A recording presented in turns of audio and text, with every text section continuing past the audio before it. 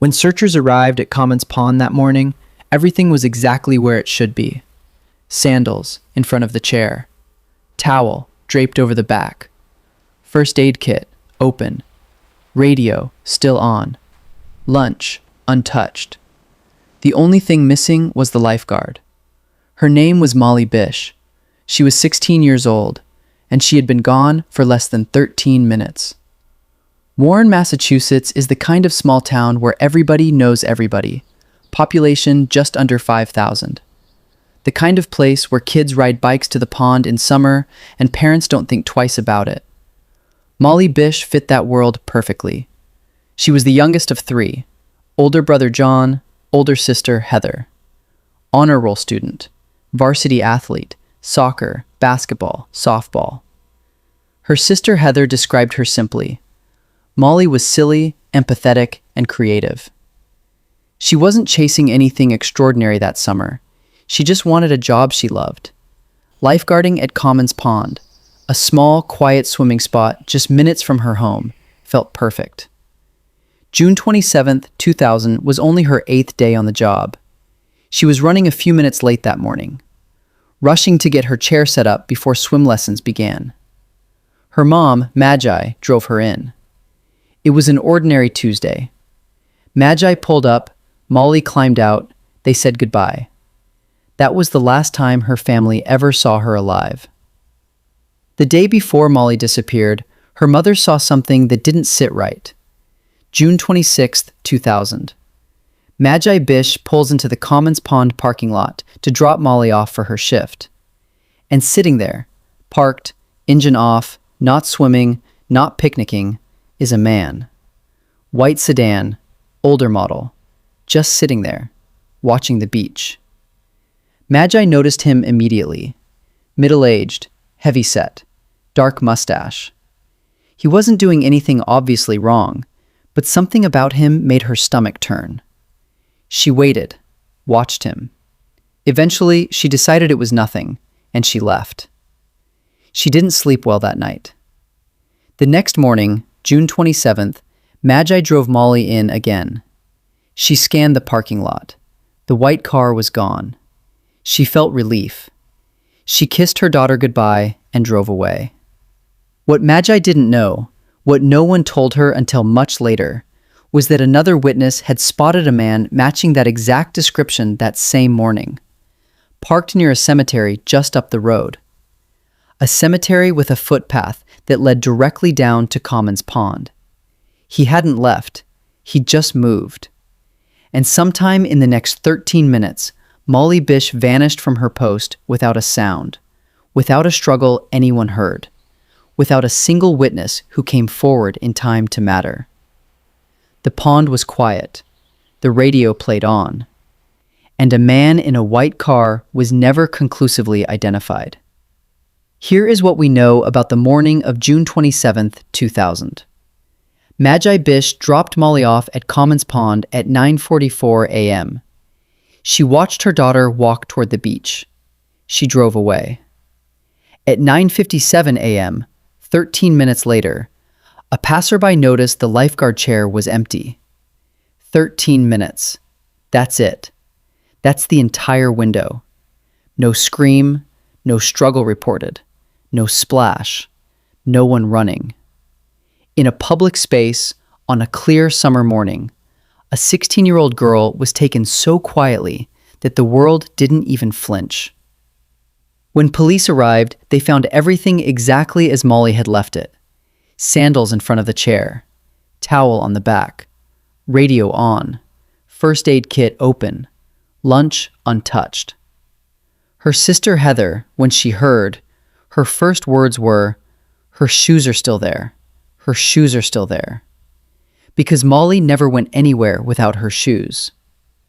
Whatever happened at that pond, it wasn't her choice. Within hours, Warren, Massachusetts was flooded. Police, volunteers, search dogs, divers, helicopters.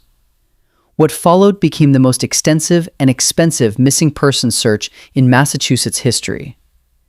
Over the coming months and years, investigators would log more than 6,700 tips and leads. But in those critical first hours, the investigation made a mistake it could never fully recover from. First responders initially assumed Molly had drowned. It was a pond. A lifeguard was missing. It seemed logical. So before anyone treated it as an abduction, before the scene was secured, people moved things, touched things, searched through things. The crime scene was compromised before it was ever recognized as one. By the time investigators understood what they were actually dealing with, an abduction in broad daylight from a public beach, precious evidence had already been handled, disturbed, or lost entirely. Molly's face went on billboards across New England. Her family appeared on national television. The tips kept coming. None of them brought her home. For 3 years, Molly Bish was simply missing. Then, in the fall of 2002, a hunter walking through the woods in the neighboring town of Palmer noticed something caught on the brush. A piece of fabric, dark-colored. He thought it might be a swimsuit. He didn't report it for months. In May 2003, he finally called it in. On June 3, 2003, almost exactly 3 years after she vanished, investigators searched Whiskey Hill in Palmer. Within hours, they found skeletal remains scattered across a wide area. Animals had been through the site. Only 26 bones were recovered. 6 days later, dental records confirmed what the family had feared for 3 years. It was Molly. Because of the level of decomposition, cause of death could not be determined. There was no way to know exactly what had been done to her. The missing persons case officially became a murder investigation. And an entire town that had spent 3 years hoping, stopped hoping. Over 25 years, 3 names have surfaced. None of them were ever charged. Rodney Stanger, investigated in 2009, had lived near Warren for over 2 decades, fished at Comins Pond, hunted in the exact woods where Molly's remains were found, owned a white car matching the description, moved to Florida 1 year after Molly's murder, closely matched Maggie's description of the man she saw, never charged. Gerald Battistoni, named in 2011, prior convictions for raping a teenage girl, had been in the area of the woods where Molly was found, matched the composite sketch. When named publicly, he attempted suicide in prison. He died in November 2014, never charged. Francis Sumner Sr., named as a person of interest in 2021, a convicted rapist, operated auto body shops across central Massachusetts, lived in the area from 1960 until his death in 2016. Investigators traveled to an Ohio prison to collect DNA from his son. It wasn't a match. Francis Sumner died before he was ever formally questioned. He remains the only officially named person of interest in this case. 3 names, 25 years, 0 arrests. Today, 267 pieces of physical evidence sit in bags on shelves at the Massachusetts State Police Crime Lab. Investigators have announced new DNA testing on Molly's clothing, using technology that simply didn't exist in the year 2000. The Bish family has publicly called for a fresh investigative team, saying their faith in the Worcester County DA's office has eroded over decades of silence. But the family has never stopped fighting.